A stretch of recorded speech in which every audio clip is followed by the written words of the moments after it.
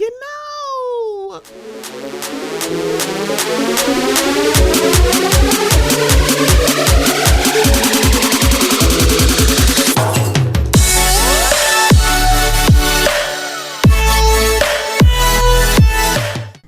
Hello, this is Stephanie, and this is the Mocha Minutes Podcast.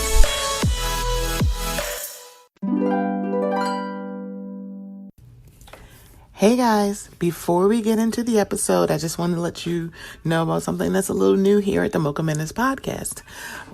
We are now participating in Buy Me a Coffee. So if you haven't heard, buymeacoffee.com is a place where you can show some support and some love monetarily to some of your favorite content creators. That includes me.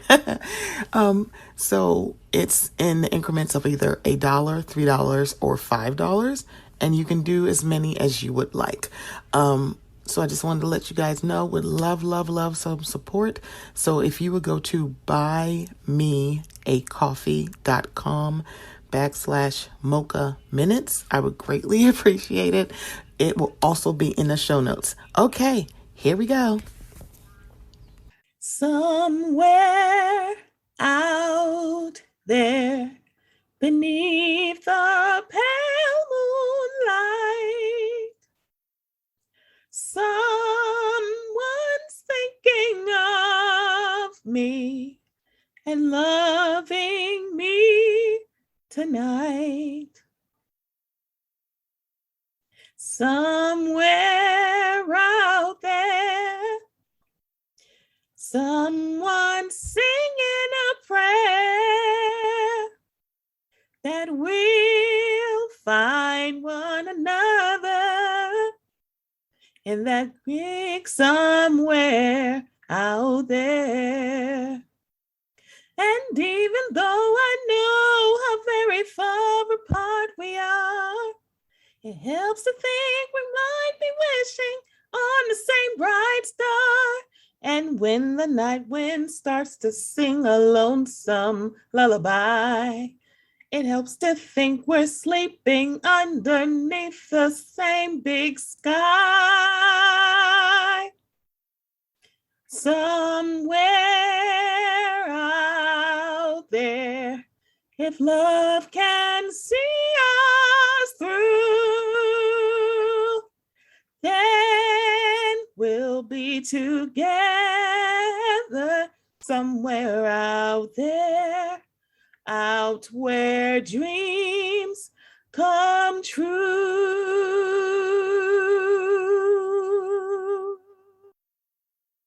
Hello. Welcome to the Mocha Minutes Podcast. I am Stephanie. Thank you for joining me. So, I thought this would be a good time to have another conversation series.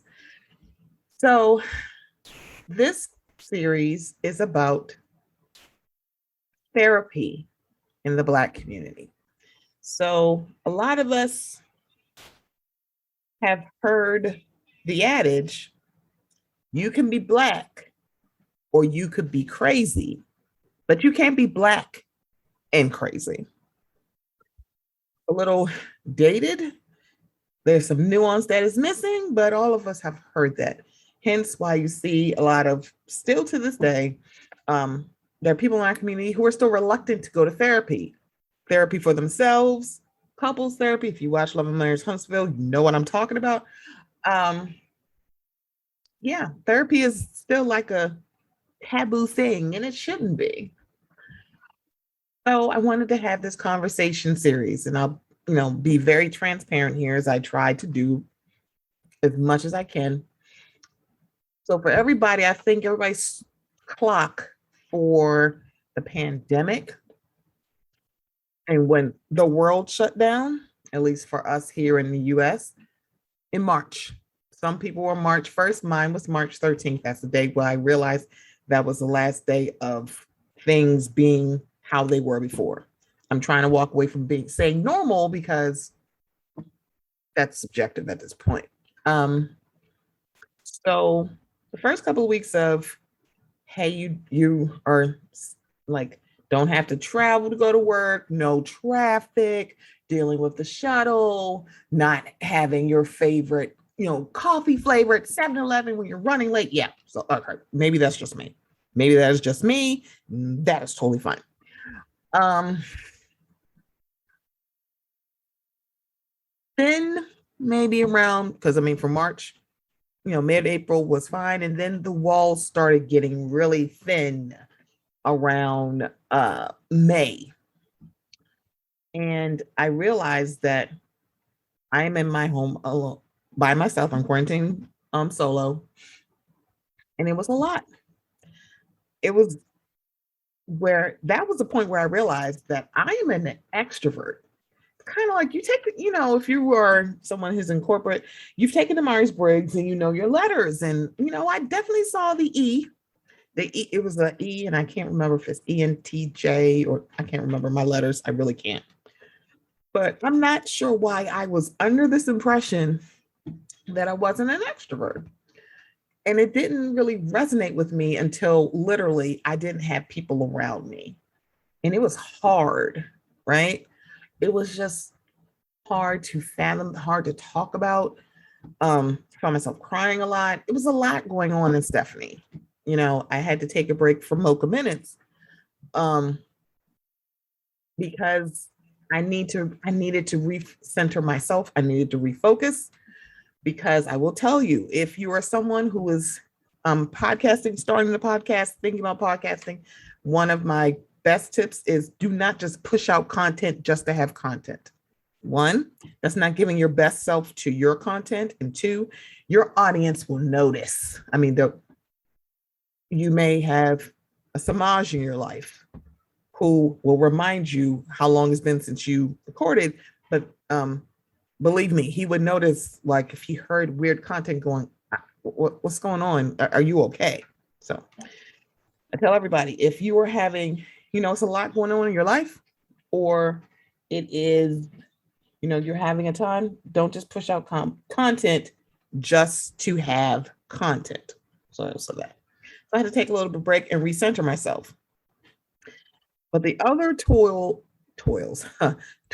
that I had, one, a good supportive base, good friends, good family.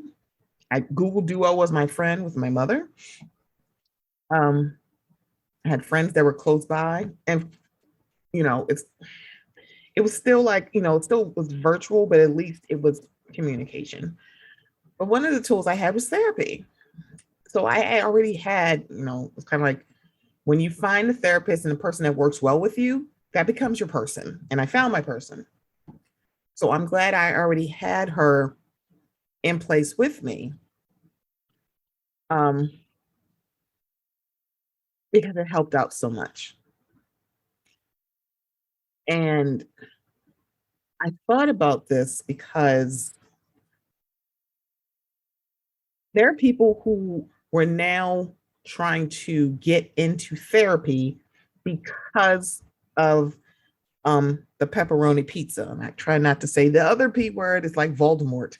You don't, he who shall not be named, the thing that shall not be named. And we're going to just give them different names for some odd reason. I just said Voldemort, so I don't know how good of a Harry Potter fan I am, but yeah, so there are people who are trying to navigate what to do, because for me, I've been in therapy for a few years, so I know what my monster is called, what my monster is made of, what kind of monster I have. You may have heard the term depression monster. Some people have a bipolar monster. Whatever your monster is called, or what, the color of fur. I think about my monster is definitely everybody names their monster different things. I feel like if I were to give mine a name, my depression monster would be named Matthew. Matthew gets on my nerves. Not only because he decides to like attack me at inopportune times, and also because he hates me. So I know about what my diagnosis is, and I know the tools that I've been given, because it's not that you wish it away or pray it away. It's just that you now have tools to fight it. And that's part of therapy. I've also seen the rumblings, since we're still in the pandemic, of people talking about therapy is just, coming so someone could talk about your feelings and make you feel better. And I'm like, it's not really what therapy is. Um, Therapy is more about healing yourself from your trauma. Therapy is not about fixing other people. It is just helping you deal with other people. It's helping to fix you. It's giving you tools on how you should interact and how you should navigate this thing called life, as the great one said. Because sometimes it's just hard. Um, and being in the pandemic, not being able to be out in public places because people don't want to get vaccinated, nor do they want to wear a mask. They just want to vitamin C it and alkaline water it away. That becomes very troublesome, because what happens is that everybody doesn't get the same thing when, if you do test positive. It's not just a simple cold. We were behind the eight ball. It's a lot going on. Still add on, people still have to live. The world did not shut down and bills didn't stop. Um, Babies didn't stop being born. People didn't stop getting sick from other things. Shootings, car accidents, heart attacks, surgeries, that didn't pause. The world still paused, and then we just have to change it. And then people are noticing that, hey, I don't feel normal, or I feel off and I don't know what it is, because now we have the discussion of COVID depression, where you see people like a Robin on Potomac saying, I'm sleeping longer. It takes me so long to get out of bed. I can't move. And now she's getting help. And then that was something that I noticed. It didn't seem like she had went to therapy like that before, meaning that she wasn't in therapy. And now it's like, when you're dealing with something that doesn't have a name, people don't know what to do. They don't know what to do. They don't know how to handle it. They're like, why are you being so normal? You're not like this. And you have to combat that. But again, in our community, it's, you can be black or crazy. You can't be black and crazy. And also, there for a lot of things, prayer works on a lot of things, but you can't pray it away either. And I think now you see um, churches walking away from that notion that therapy is not of God, or like, it's like you shouldn't be doing that, or taking antidepressants, or anything that you need to correct the chemical balance within you. We're walking away from that, which is a very good thing. Not saying everybody needs to take medications or anything like that. It's more of, there are these things called Christian therapists. Faith can be instilled into your therapy. It's therapy and a therapist, and if you need to, antidepressants, anti-anxiety medications, anything that you need, that can just be building your arsenal of maintaining your healthy self mentally. It's easy to diagnose physical health, but mental health problems we have an issue with, and we don't want to talk about it because we don't want people looking at it like we're weak. If you go to therapy, you're weak. You're not. I can tell you that you're not. And it's just one of those things where we just have to call a thing a thing. It's like, you need more in your arsenal, and it's okay to talk out your feelings. It's okay to get help on how to navigate the pitfalls of life, now that we are still 18 months later, still masking up. We're trying to work towards herd immunity, and it's an uphill battle. It's like trying to ice skate uphill with people basically fighting against it, using terms like, don't bully me into getting it. What about my rights, freedom of choice, is that and the third, as if we haven't had millions of people sick. Almost a million people have died from this. So no one wants to do what we can to get to herd immunity because we're under the impression the shots that you got when you were a kid were not vaccinations. They were. You had to get vaccinated to come to public school. They're getting where they can now do exemptions in school, but just know you got to have either a medical exemption or a religious exemption. I don't even know um, with COVID, it's a little bit more difficult because there may be things alert that you have an allergy to in the shot. That is not what's going on with a lot of people who are anti-vaxxers. They are not doing it because they're allergic. They're doing it because they don't want to. They don't want someone to tell them what to do. That is another conversation, and I'm not getting into that because, my God, if you are like me, you know and love people who work in the medical field, and they have been masking up Pfizer N95 mask since March of 2021, fall of 2021, and they're still doing it. We used to, like, at a certain time, they used to stand on the balcony and clap. Y'all not doing it anymore. Please know they're still working in these hospitals because folks won't mask up or do the necessary thing or get a vaccination shot because there is like, it won't cure COVID. That's not how vaccinations work. Cures have to be with things that you already have, not it's a vaccination. No vaccinations are 100%. I'm sorry. This is not what we came to talk about.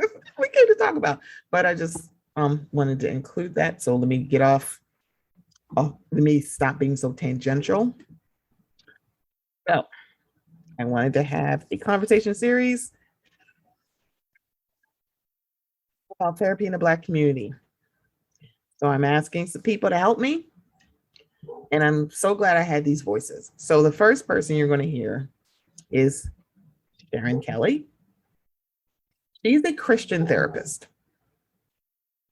She utilizes her faith and instills faith into her practice in helping people. I'm glad that I was able to start with her because I think that was the thing. Everybody thinks if you are a person of faith, therapy is like, it's like you don't believe in God, which is so super weird. The blood never loses its power.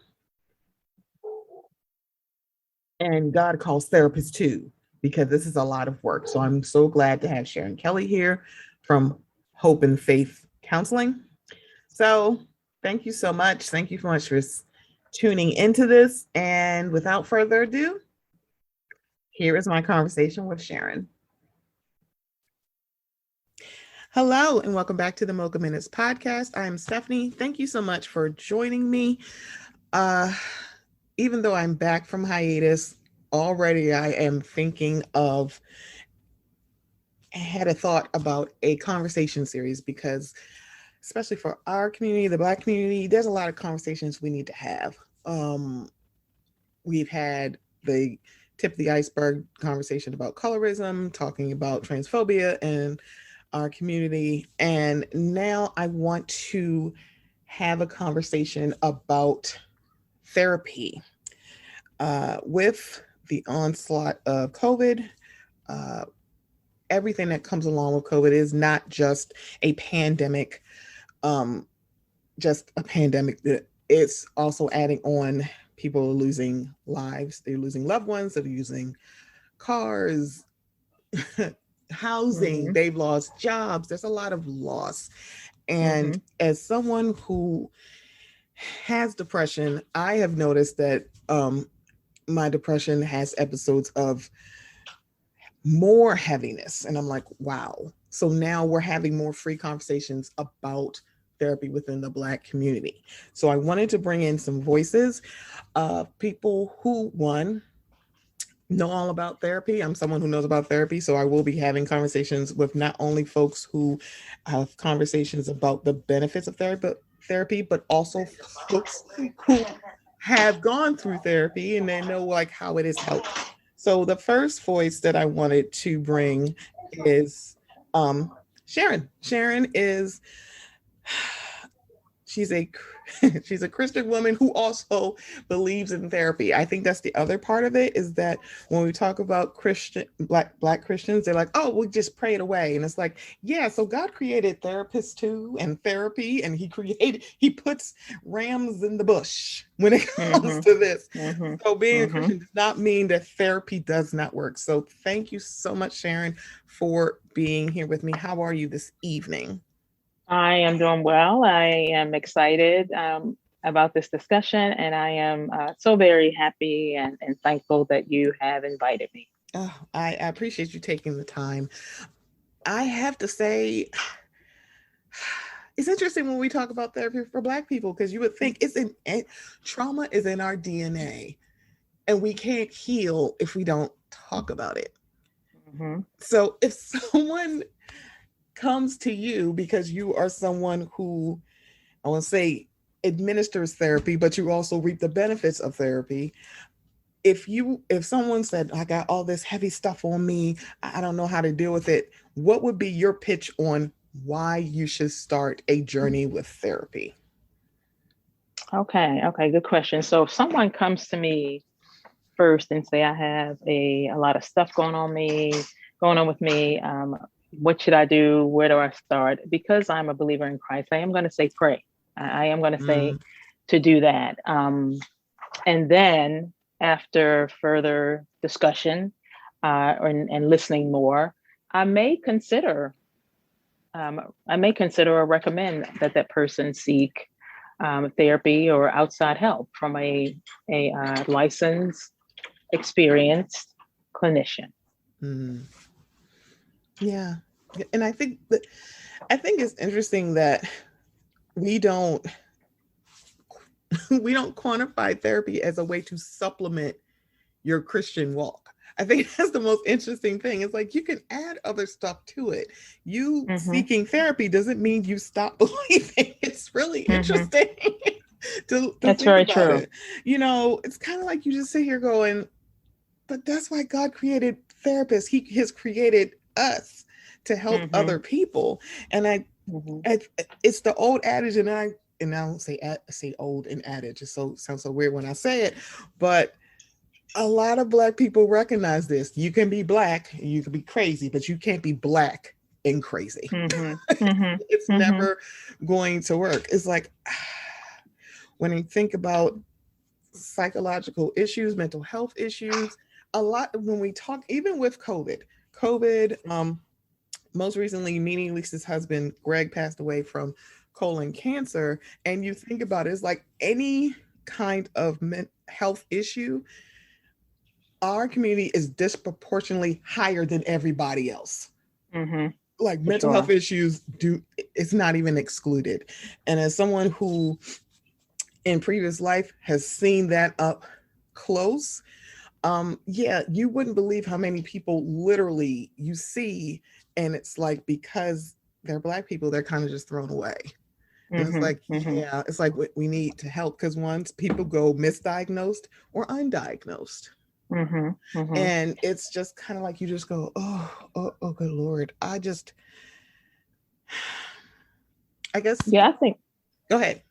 uh I think historically in the Black community, I think that it was you were judged if you even appear to have any kind of mental health condition, whether it was depression or anxiety. You were judged for that, and the thought was that whatever's going on, you can deal with it and handle it yourself. Yeah. You don't need to seek counsel per se. um, and that has been the way of thinking for a very, very long time, within the Black community and within in many other cultural groups as well. But certainly within our community, it was looked and frowned Mm-hmm. down upon.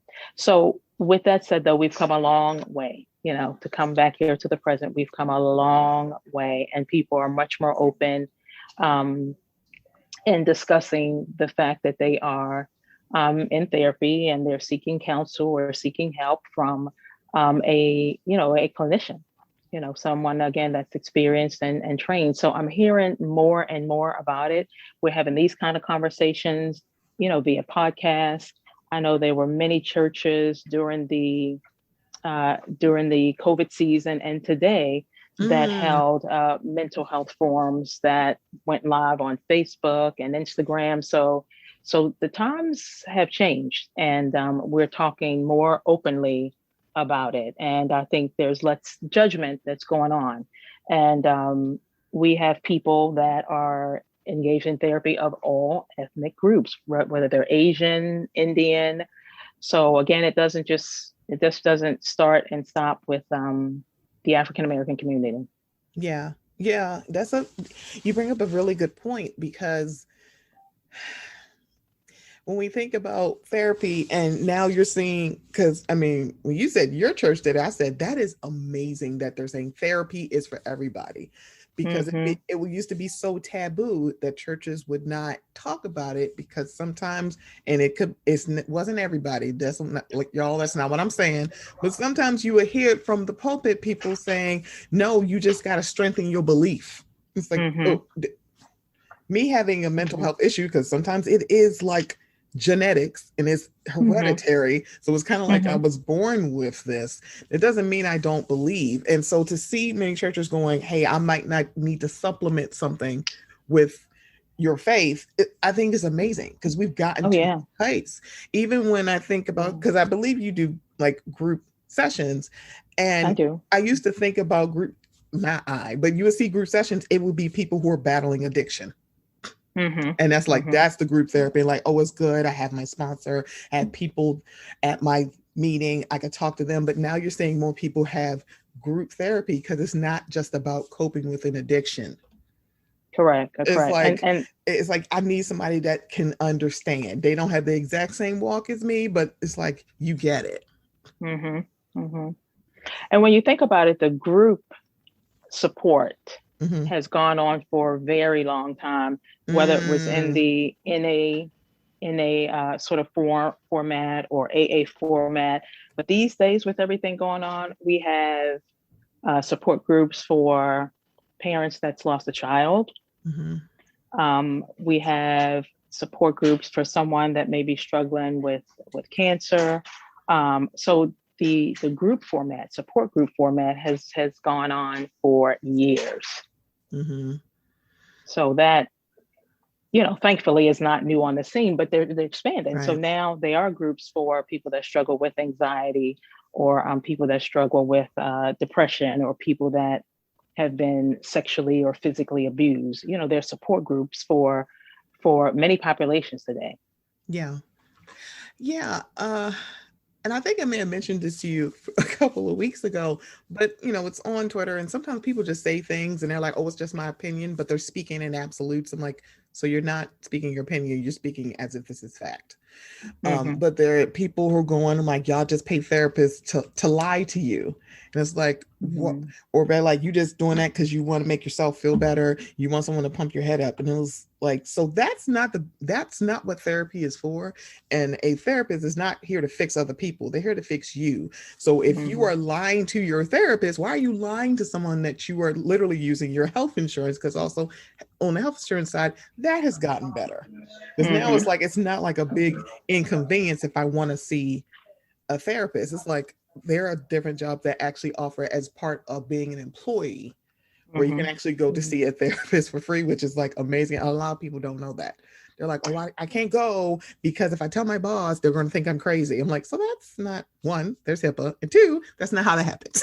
That's correct. That's correct. I mean, they have what is called the employee assistance programs. That is Mm-hmm. through our employer, and depending on where you work, they have providers within the institution, particularly Mm-hmm. medical institutions, Mm-hmm. that may provide they may work with you and provide services for a couple of sessions. And then if they find that you need more intense help, they will refer out within the community.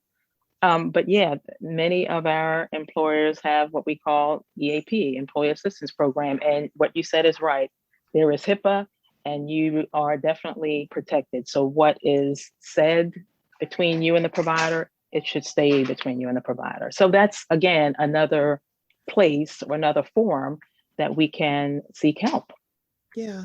Yeah. And I think everybody's like scared. They're like, oh, if I go, my boss is going to retaliate. It's like, so first of all, it's completely confidential. Mm-hmm. Everybody, if you don't know, definitely look for employee assistance. It's probably on your benefits page on for your employer. So definitely go and look. There are policies put in place that your boss cannot retaliate against you. So Mm-hmm. don't worry about Mm-hmm. that. But I think it still is that fear because we're still dealing with people. It's Yeah. like that's what happens when it's like we're Mm-hmm. dealing with robots. We're like, oh no, it's definitely not going to happen. But with people, it's like, oh, but again, it's completely confidential. I, Mm-hmm.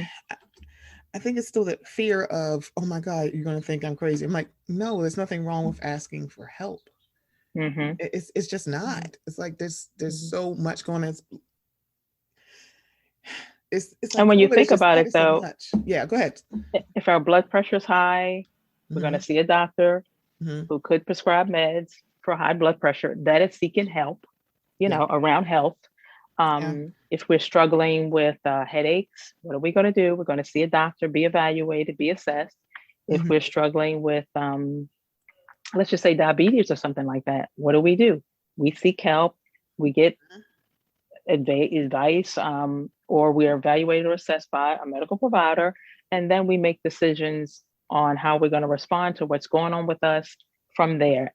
It doesn't change. That whole context does not change when you're seeking out therapeutic help. It doesn't change. Yeah. That's a very good point. It's a very good point because I can't remember. I think it was an actor who said that if it's a physical health, it's like it's easy to go, oh, of course you're gonna get help. If your leg's broken, of course you're gonna get help. Mm-hmm. But Mm-hmm. you're dealing with your mood and your emotions and something inside a mental health issue, they're like, what you seem fine. Mm-hmm. You seem fine. And it's Mm-hmm. kind of interesting that mm, it's mental health is weaponized against black people, but if someone does something to a black person, it's like, oh, they must have a mental health issue. Oh, okay, we Mm-hmm. feel sorry for them. Mm-hmm. It's like, Mm-hmm. wait a minute. It's like, but if black people have a mental health issue, it's like, no, it's like we do something. If we were to say, oh, I don't know, shoot up a church, it's like, oh no, it's not a Mm-hmm. mental health issue. We are evil. Mm-hmm. But let someone shoot Mm-hmm. up a black church, it's like, oh, he must have a mental health issue. Or he could be Mm-hmm. evil. Not saying he doesn't. I'm not discounting it, but it's kind of like we can't have the benefit of there might be something there. It is Mm-hmm. no, it's like we're just evil. We're just wired to be extremely violent because someone lied and said things about black people in old medical books. It's like, yeah, black women are not genetically predisposed to having a higher pain tolerance. That's Mm-hmm. not So true. and it sounds like you're saying we're judged if we seek help, Hmm. for some type of, situation we have going on, and we're Yeah, judged if we don't seek help. We're labeled as what, crazy if we don't seek help. If we seek help, then we're still judged. yeah, But ultimately, you have to make the decision to take care of not only your physical health but your emotional health as well. Both are as important, and they also affect each other. So if your emotional health is not good, that's going hmm, to impact your physical health. And the same way, if your physical health is not good, it's going to impact your emotional health. This Just think about it. I mean, if you are struggling with back pain or again right. headaches, um, and depending on the severity of it, that can really begin to stress you out. Hmm. And what can come from stress? Either anxiety or levels of depression, whether it's at a mild level or moderate level or severe level. So, again, I just want to point out that emotional health is as important as physical health. Yeah, yeah. Because I think you've, I'm sure you've probably seen the conversations and the whispers of black men being like, we need safe spaces, and that's a whole different conversation. But yeah, I'm gonna keep going. Mm-hmm. And they want to have like, we should be like to talk. We need to find, we need group therapy. We need support. And I was like, so I have theories on this, but I'm gonna leave y'all alone. But the other point is that actually is needed because for a lot of Mm-hmm. us, it's kind of like, yeah, work through it. Don't like you don't no no go to the barbershop and talk to your barber. he's your therapist. And it's Mm-hmm. like, he's not a therapist. He's just styling your hair or cutting your Mm-hmm. hair or giving you a fresh shave. Um, so I'm glad there are support groups, and I'm glad there are more people talking about it and more people being honest about, like, hey, I'm struggling with my mental health today. I'm a little bit, Mm-hmm. I'm having a depressive episode. I'm seeing more people say I'm having depressive episodes too. I'm Mm-hmm. just sad. I'm Mm-hmm. in a funk. I'm like, you might be, but also it's okay to say, hey, I'm having a rough time right now. Yeah, Um, yeah, yeah. And we're all struggling with something. I mean, mhm, look at what has taken place over the past year and to some degree, even today, yeah, and with COVID. yeah, And we've, like you started out saying, we've lost a lot of people during that season. And when you lose someone, there's usually grief that comes behind that, which could again put you on that path of depression. It doesn't have to, but it can. yeah. So we've lost a lot of our loved ones and friends, or know someone that's lost someone during this COVID season. So we have that, and then we have just like the the murders that are taking place on the street. We Mhm. have that, which we hear every day. The kids that are being killed by their parents. All of that stuff is stressful, and it is traumatic. It's very traumatic. So my thoughts are, who isn't in therapy these days? Not Right. who is and who needs it. Why aren't Who isn't you? in therapy these days with everything that is going on? How, No. how can you not be? And if you're not in a formal therapeutic setting, Mhm. are you talking with your pastor, or even your nurse or your doctor if they're willing to listen? So, but these days, I think all of us to some degree could benefit. That's Right. all I'm saying. Right. No, and I There's too agree. much going on. There's way too much going on because you're right. I'm glad you brought up the fact that, we're in the middle of a global pandemic. And usually I joke and Mm-hmm. call it panini press and puplum dress, and it's fine. They call it by its name, pandemic. But still, there were like literal murders of Black people by police departments, and people were still out marching, protesting in a pandemic. And now Mm-hmm. you're seeing, the end of the George Floyd case where the person is actually like convicted and went to jail and was found guilty. And Mm-hmm. honestly, at the time, I was like, I didn't think it was gonna happen. It's like Mm-hmm. he was Mm-hmm. guilty on all counts. I'm like, wow, that's a lot. But then you see the folks of people who are family members of previously slain people, they're like excited, but then it's the notion of my family member is not going to do this. I think it was Sandra Bland's cousin saying, "This is great, but Sandy's still not here." Yes. It Yes. was just like, Mm-hmm. it's like Mm-hmm. she's like, she's happy, but she's also like, I'm so happy for them. But then it's the realization of Mm-hmm. That loss. we never Mm-hmm. got justice for her, and we're still missing her. And Mm-hmm. now I'm Mm-hmm. seeing stuff about I guess Ahmaud Arbery's, there's something going on with his case. It's more coming out. And then a young man that was killed 2 years ago, they are like now the case is moving forward after 2 years. This was a young Mm-hmm. man who Mm-hmm. was just like, please don't hurt me. He was having mental health issues as well. And it was just kind of like, there's the other part of it. We have a police force that is not capable of de-escalating because learning how to cope with people who are having mental health issues is not part of Mm-hmm. that. It may be a few Mm-hmm. hours, if a few days, if that. Mm-hmm. It's like, hey, hi, Mm-hmm. you're still going to shoot Black people because you're not even thinking, hey, they may be having a mental health episode. You're just going to kill them Mm-hmm. because they're like, oh, they're violent. It's like, or you need to have some sort of thing, like you need to have more training on de-escalation and not just shoot. Yeah, and I hope that's actually going on. More training within the police force. So. Correct. Correct. I think before I let you go, I guess my other question would be, um, when it comes to people saying, I want to start, and there's still this like, oh my God, I want people to know, what would your suggestions be for first steps of finding either a support group or a therapist or both? Okay, let me say this though, to Mm-hmm. the point that, oh, I don't want people to know. My Mm-hmm. thoughts are, why not? That's a good I mean, point. we tell people so many other things about our personal lives and our personal business.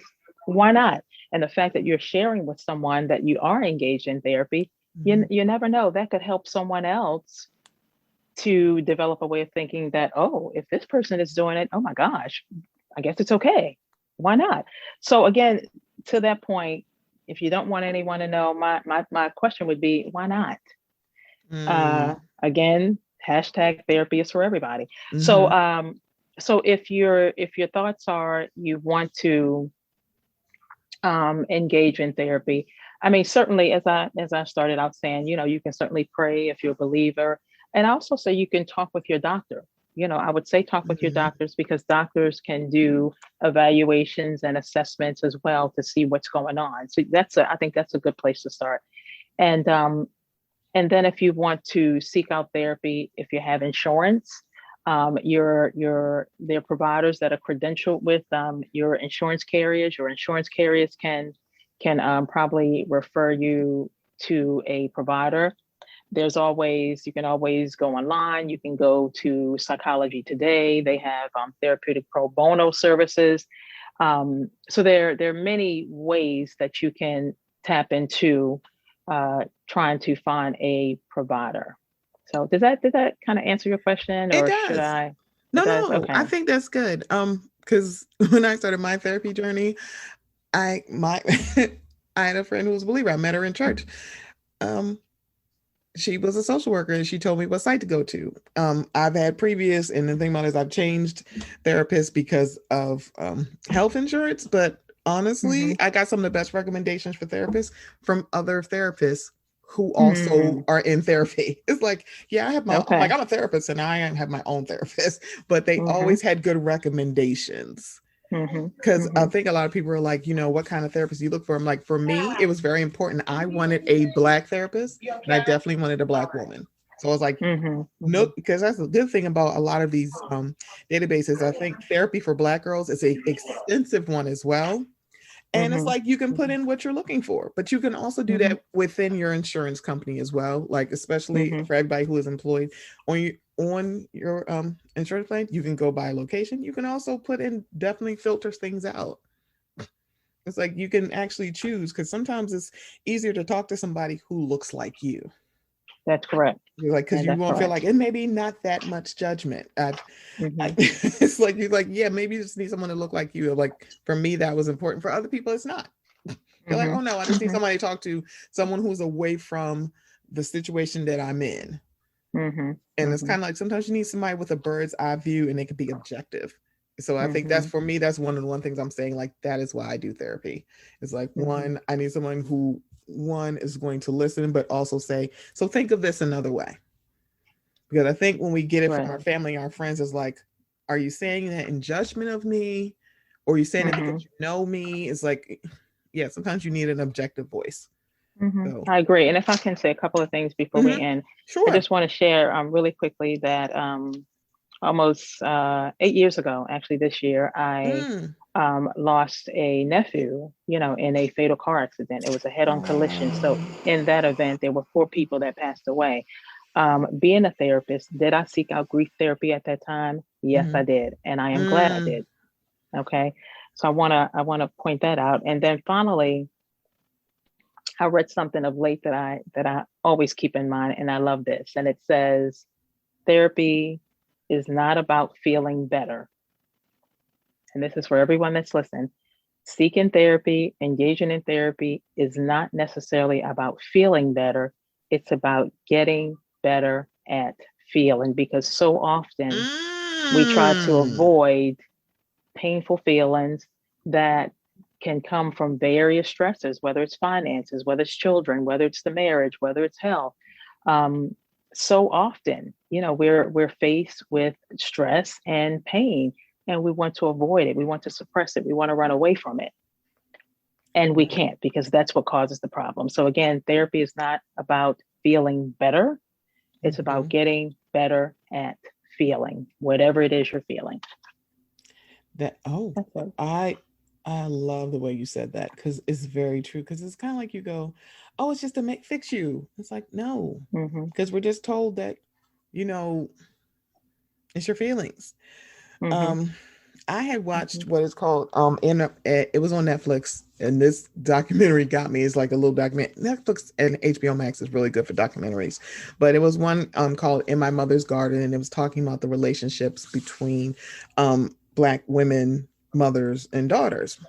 Mm-hmm. And Dr. Brittany Cooper was on there, and she said something that kind of resonated with me. She said, "Folks want you to care for yourself only to the extent that it doesn't inconvenience them." Oh, wow. And it was just like, well, it kind of knocked me over. Mm-hmm. And I'm sitting here thinking, that's why we have therapy, because your therapist is not doing it to the extent that it doesn't inconvenience them. They're like, no, I'm here to help you. But that's, and when I said inconvenience, that it really knocked me over. I was like, ooh, it's like, because there's so many people like, I don't feel like it's a safe space, and therapy should be your safe space. Yes, Safe space is like, it's a space free of judgment. It's just a bubble for you to like put your feelings out there and basically have a sounding board. And that's what should be. And that's why hashtag therapy is for everybody, because you may need it in different times. It's like sometimes your therapy journey should never be over, but certain things, like if you're just doing grief therapy, it may just be for a time, but also grief is not linear. Oh, that's right. It's like you may need a refresher course. I'm like, I might have to go back to this grief support group because I'm gonna have a tough time right now. And that's okay. And it is. I think everybody's like, oh my God, what if I have to change? I think there was a point when I was like my late 20s, I changed therapists maybe 2 or 3 times. And then I found someone that I could work with, but then I lost my job and I had to, there was a whole bunch of stuff. But I always let people know when it comes to being a therapist, sometimes it's not your first one. Sometimes you don't find your person. Hopefully you do when you have a good therapist that becomes your person. But sometimes you may have to like, it's like a dating process. That's correct. That's so true. And most therapists offer consultation. So do a consultation first, because it does have to be a good fit. Okay. It definitely has to be a good fit. So most of them offer a consultation. That's about 10 minutes. It's that. So I would encourage people to do that as well. Thank you. Thank you for saying that, because people are like, oh, if I pick this person, I got to stay. You don't have to. Yeah. Yeah. Oh my gosh. Oh my gosh. Sharon, thank you so much for doing this. I appreciate you taking the time. You're welcome. I hope that Sharon's words have touched someone here. They're like, oh, okay. Oh, consultation. I don't have to say yes. All right. Consultation. Great. Probably someone going, oh, I can just, you can just do it. It's a date.